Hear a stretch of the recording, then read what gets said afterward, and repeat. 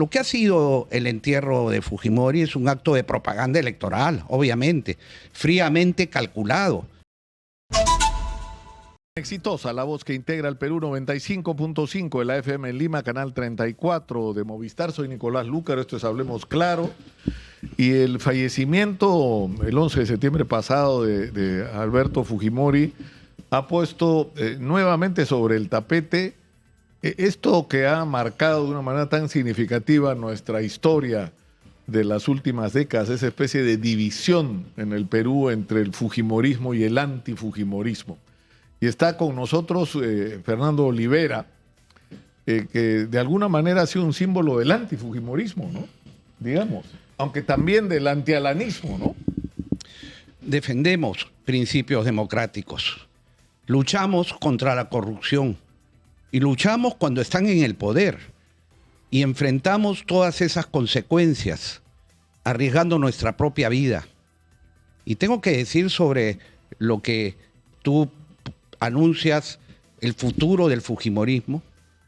El fujimorismo lo enterraremos también en las próximas elecciones y desde ya hay que luchar contra el fraude. Pero permíteme, Nicolás, no ser indiferente a lo que está pasando hoy día en el Perú. Estos incendios forestales podían haberse prevenido, debían haberse atendido en cuanto hubo reportes de los alcaldes. Pero si te digo mi experiencia, estuve en Sullana al día siguiente que estuvo la Boluarte, preocupada de tapar sus delitos, sus investigaciones. Fue rechazada por la población. Y al día siguiente asesinaron a 2 ingenieros que estaban haciendo obras, a una topógrafa de 24 años. Y a la vez también recibí la información que había incendios forestales en Ayabaca, en Huancabamba. Pero reclamaba a la población cómo era posible que habiendo incendios aquí en el Perú, sin embargo, helicópteros de nuestra Fuerza Armada estaban asistiendo en Ecuador, a Loja. La solidaridad y el deber empieza por casa. Y entonces lo que tenemos nosotros que decir es que este es un gobierno indolente, preocupado de tapar los crímenes de Dina Boluarte y preocupado de realmente cumplir su agenda de rendir honores indebidos, vergonzantes a un dictador. Eso es a lo que quería ir, porque va a haber tiempo, o sea, yo sé que, es decir, de una u otra manera estamos en campaña electoral y me parece legítimo que un político como tú quiera, digamos, poner la dosis en eso, pero yo quiero hacer un esfuerzo ahora y primero entender qué fue lo que pasó con Fujimori y el significado de su caída en el momento que ocurrió, que además su popularidad era bastante mejor que la de Dina Boluarte cuando salió del gobierno, ¿no? El año 2000. Pero en segundo lugar, hay una reflexión que yo creo que es importante. Tú has usado 2 expresiones para decir lo que supuestamente significaba la caída de Fujimori, la recuperación de la democracia y la corrupción. El problema es que después de los años transcurridos, 24 años después, la pregunta es cuán democrático es lo que tenemos en el post-fujimorismo, o sea, si esto se parece o no a una democracia, y en segundo lugar, que la corrupción está peor que nunca.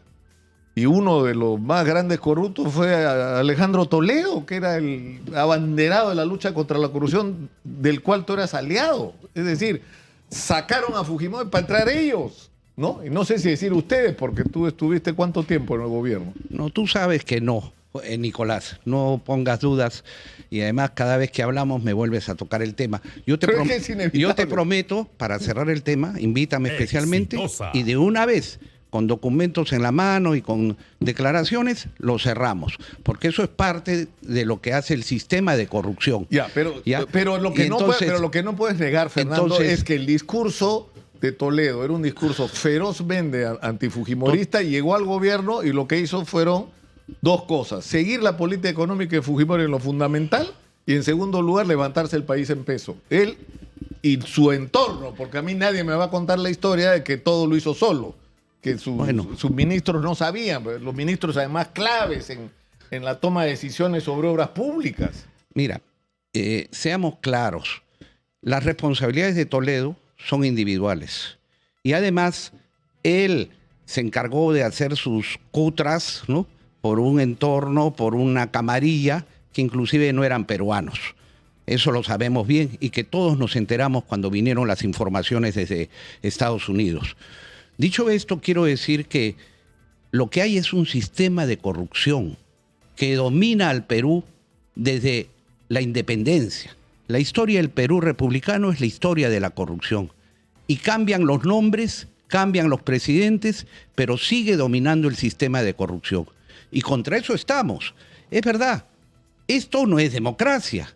Democracia es Boluarte, sus ministros, las corruptelas, claro, pero el tema eficiencia. Es que eso es el resultado. El Congreso de la corrupción, ¿no es los cuello blancos, los jueces cuellos blancos, los fiscales, evidentemente. Y frente a eso, ¿qué planteamos nosotros? La única respuesta que podemos dar es más democracia. ¿Qué significa eso? Que vamos a profundizar y a gobernar con métodos y mecanismos de democracia directa. Como en México, eligiendo, que han propuesto, o sea, porque a lo que quiero ir es a lo siguiente, que hubo mucho de demagogia.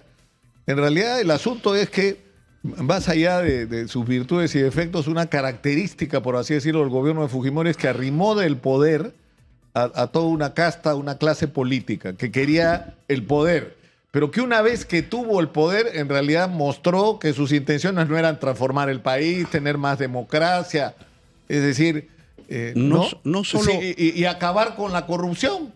O sea, al final tenemos igual o peor corrupción y un sistema institucional que se ha ido deteriorando cada vez más hasta convertirse en una caricatura de democracia. Hay que hacer reformas radicales, Nicolás.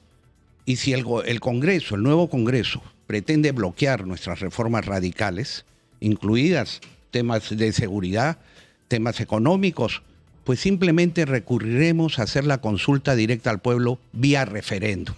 Es más, yo ya tengo la fecha en la que lo vamos a hacer. Pero Fernando, pero es que la pregunta permíteme, es que tú me estás haciendo campaña electoral. Pues pero me estás preguntando. O sea, yo quiero aprovechar este espacio para hacer una reflexión.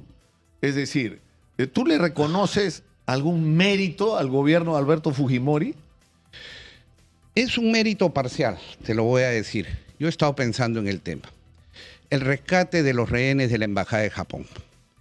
Eso significó que no se claudicara frente al terrorismo criminal y que finalmente, con inteligencia, se lograra liberar y no poner al Perú de rodillas frente al chantaje que planteaba el terrorismo.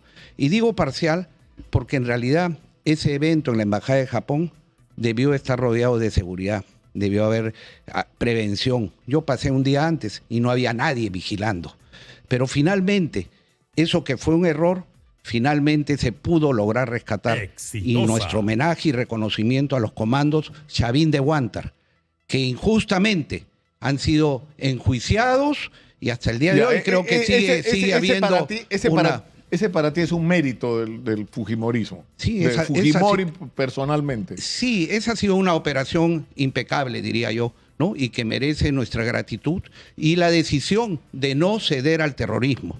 A pesar que luego de la captura de Abimael Guzmán, que fue realizada por el GEIN, mientras Fujimori pescaba en la selva y Montesinos estaba con su amante en la playa Arica, y con el presidente que antes lo iban a capturar y le pasaron el dato, le tiraron un aviso bajo la puerta y se fugaron. A pesar de ello, la captura de Abimael Guzmán fue un hito que todos tenemos que celebrar. Yo lo celebré, estábamos en plena campaña electoral de la Constituyente, pero evidentemente el Perú se hace viable desde aquel día, pero que se quiera usar todo eso como ahora se está usando. Lo que ha sido el entierro de Fujimori es un acto de propaganda electoral, obviamente, fríamente calculado desde que la señora K apareció haciendo firmar la ficha de afiliación a Fujimori para ella ser la heredera del legado, cuando ya sabían que Fujimori se moría. Todo está fríamente calculado, repito. Hemos visto la propaganda oficial, todos los medios de comunicación alineados, ocultando lo que realmente debió haber sido un balance objetivo. Nada ha sido difundido, salvo muy pocos medios. y a quien discrepaba nos terruqueaban inmediatamente. Ya no hay prensa amarilla, lo que hay es troles. Vea usted, seguramente tú eres un terrorista también para este fujimorismo. Vergonzante ver que nuestras Fuerzas Armadas rindan homenajes, honores a un japonés. ¿Por qué Fujimori, si no era japonés desde nacimiento, pues terminó bajando la cabeza frente a su emperador e inclusive se presentó como candidato al Senado japonés luego de fugar del Perú, luego de darle 15 millones de dólares a Montesinos, porque tú dices que sí, se salió de los partidos de esa casta, sí, pero se alió con Montesinos, que era el que gobernaba, y que en el último tramo, luego que se descubriera... Ahora, pero se produjo una ruptura, ¿no, Fernando, en un momento? Porque cuando Fujimori entra al gobierno... Yo te voy a decir cuando...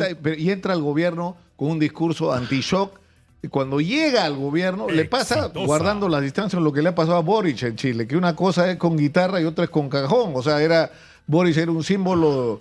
Era una especie de Javier Descanseco en Chile, en el Congreso, pero cuando llega a la presidencia de la República, se da cuenta que manejar un país es una cosa bastante más complicada y distinta que la mirada que puedes tener desde la oposición. Pero Fujimori llega al gobierno y se da cuenta que hay cosas que hay que hacer. Es decir, había que hacer un ajuste económico, y en ese momento esa fase de Fujimori es compartida por mucha gente, incluyéndote a ti. Pero tú estabas de acuerdo con eso que se estaba haciendo. ¿En qué momento se produce la ruptura? Pero lo que no vale, Nicolás, es llegar al poder con un discurso, con una promesa, y después negarla, mentirle, engañar, estafar al pueblo. Eso se ha vuelto el pan nuestro de cada día. Y por eso es que nosotros en la Constituyente, y hoy repetimos, vamos a extender el derecho del pueblo, porque el pueblo es el que manda en una democracia. Ya, para que la revocatoria... Te tengo que jalar así. Pero es que tengo que articular. Pero a lo que voy es, para entender lo que nos ha pasado, ¿en qué momento se produce la ruptura? ¿Era posible? Yo tengo grabada en la memoria, porque estaba a esta distancia. Ahí estaba Alfonso de los Heros, presidente del Consejo de Ministros de Fujimori, acá estaba sentado yo. Y Alfonso de los Heros me estaba diciendo que toda la crisis política del Perú del año 92 se resolvía constitucionalmente, disolviendo la Cámara de Diputados y convocando elecciones adelantadas a la Cámara de Diputados y para adelante. Unas elecciones que ellos estaban seguros ganaban con sus aliados. No se tomó ese camino, ni siquiera sabía que había golpe de Estado. La verdad que nos hará libre, ¿no? Con la verdad por delante. Permíteme terminar primero. La revocatoria debe funcionar inclusive para el presidente de la República. Y eso vamos a presentarlo el 28 de julio. ¿Qué pasó? Llega Fujimori al poder.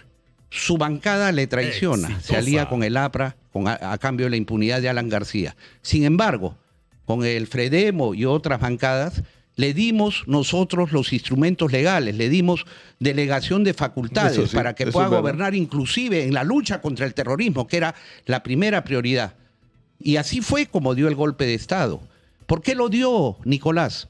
Porque Susana Higuchi, a quien torturaron, a quien la dejaron lisiada, mientras Keiko Fujimori se quedaba con el poder, ella había denunciado la corrupción en la ropa donada y en las donaciones que venían de Japón.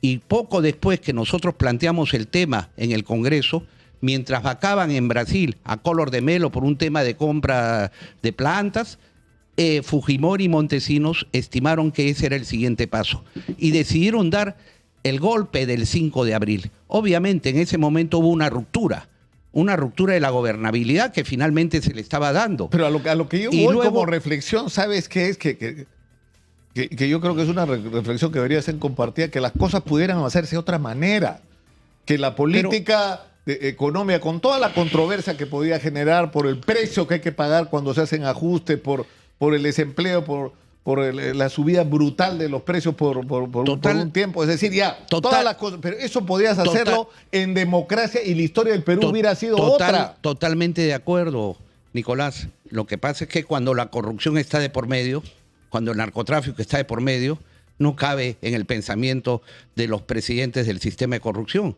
¿Cuál fue el otro momento?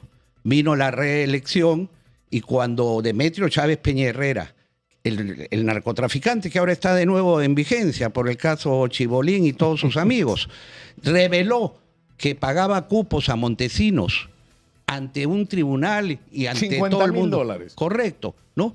Y Exitosa. de allí, ¿qué pasó? Lo torturaron, lo dejaron estúpido, ya Yo no puedo repetirlo. Mira, algún día voy a contar esa historia.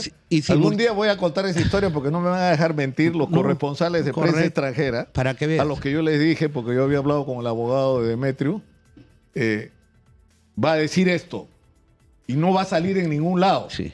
O sea que mejor es que vengan ustedes, los corresponsales de prensa extranjera, porque si no esto no va a salir en ninguna parte.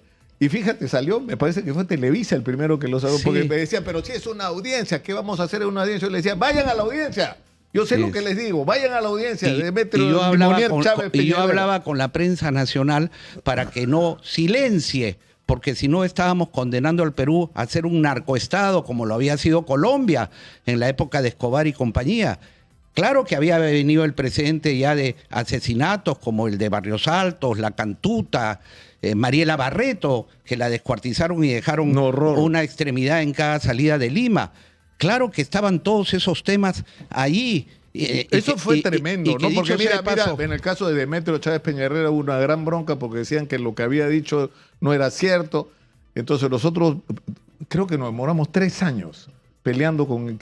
No sé dónde estará ahora Carlos Orellana, que era el secretario de la presidencia, a pedirle, queremos entrevistar a Demetrio Chávez Peña Herrera, que él dé su versión, Cuando nos dan la entrevista, que fue increíble esa entrevista, el hombre no se acordaba ni de su nombre. Ese era el Fujimori. Es decir, algo le habían hecho, le habían hecho una operación, algo le habían hecho, pero fue simplemente una situación extraordinariamente incómoda. Bueno, ese fue un punto de inflexión. O sea, Demetrio, tal cosa, ¿qué? O sea, el hombre no podía ni hablar. De paso, quiero decirte que el Grupo Colina, ¿no?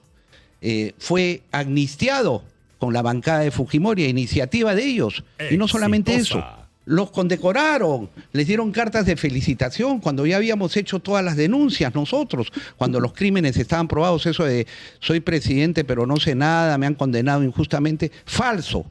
Demetrio Chávez Peña Herrera fue otro punto de inflexión, porque a partir de ahí el fujimontesinismo vio que perdía poder ante la próxima elección y presentaron la llamada ley de interpretación auténtica. Lo hemos vivido, ¿no? Y cuando el Tribunal Constitucional declaró que era inaplicable, destituyeron a los vocales, a los magistrados, Aguirre Roca, Rey Terry, pero ¿sabes? Nuyen, mirado desde otra perspectiva, voy a decir algo polémico. La pregunta es, el Perú es un país lleno de oportunidades, pero lleno de oportunidades y con unas brechas, es decir, lo que hay que hacer es brutal, o sea, la educación, la salud, la infraestructura, el agua potable, la vivienda, todo lo que hay que hacer. La pregunta es, Fernando, ¿se puede hacer democracia esto? Totalmente. Pero totalmente, con estos partidos que tenemos. Pero yo te digo. ¿O necesitas acá una mano dura que haga lo que haya que hacer y que después pues rinda cuentas ante la corte que quieran, ¿no? La democracia no excluye la mano dura. Tú puedes tener mano dura con la ley en la mano, con la Constitución en la mano. Yo te digo ahora, por ejemplo, y déjame decir algo, aunque sea, los alcaldes tienen que cumplir su deber, no estarse paseando por el mundo como López Aliaga, por las provincias. Aquí hay que organizar a la población, conectar tecnología, por ejemplo. Te voy a decir algo que es mano dura, mano dura. ¿De qué nos sirven unas cámaras de seguridad donde hay alguien que va, se toma un café, regresa, no hacen nada de prevención, no controlan? Y esas cámaras deben ser para luchar contra estos sicarios, conectadas tecnológicamente. Pero ya me estás haciendo... Pues, va a haber oportunidad, Fernando. Nos falta un año y medio para la campaña electoral. Tienen que estar. Pero, es que la inseguridad ciudadana es un tema de hoy día, Nicolás. Por eso yo estoy tratando de hacer de abogado. Yo estoy tratando de hacer de abogado del diablo. Esta gente se convenció en un momento, o los convencieron a Fujimori de lo que había que hacer. Es decir, hay que tomar medidas muy severas que pueden provocar una reacción en la sociedad. En realidad la sociedad estaba tan desgastada, tan agotada, que prácticamente no hubo reacción.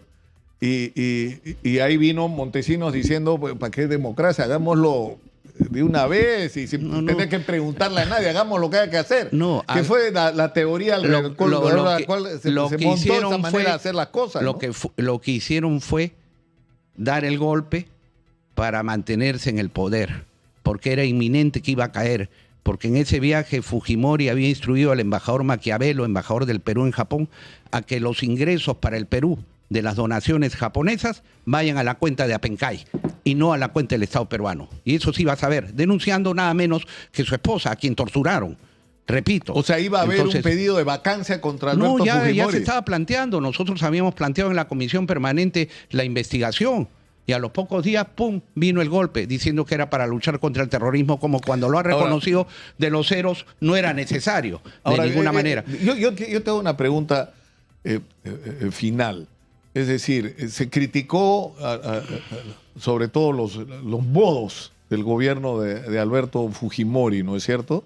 Y este control de todo, porque controlaban las Fuerzas Armadas, el Poder Judicial, los medios de comunicación. O sea, no había contrato, no había sentencia, no había licitación que se hiciera en el Perú que no pasara por la oficina, en la salita de Vladimiro Montesinos, ¿no es cierto? Y se le ofreció al país, tú lo has definido, igual que hoy, un régimen de democracia y un régimen en el que iba a acabar la corrupción. 24 años después, Fernando, 24 años después, esto no es democracia. Definitivamente. Así le duela a quien le duela. Y segundo, hay más corrupción que nunca. Diría más que en el gobierno de Fujimori. Peor. Es que la impunidad que se sigue consagrando cada día retroalimenta a la corrupción. ¿Ves ese Congreso? Acaba de desmantelar, poner trabas para definir organización criminal, ¿no? En vez de dedicarse el gobierno, ya debería estar actuando hace rato con organizaciones criminales como las del Sindicato Paralelo de Construcción Civil, que asesina todos los días, desarticular a la organización criminal que extorsiona a bodegueros, a transportistas, a artistas. Pero por eso te digo, no ha llegado a los gotagotas. O sea, mira, al final de la historia lo que queda claro es que el rollo antifujimorista era simplemente eso, un rollo. Está metiendo un discurso, pues lo único que querían es que el señor salga para que entren ellos. Punto. Ellos querían tener el cuchillo para partir la torta, nada más. Pero ¿quién gobierna y las cosas no? ¿Quién gobierna hoy día, Nicolás?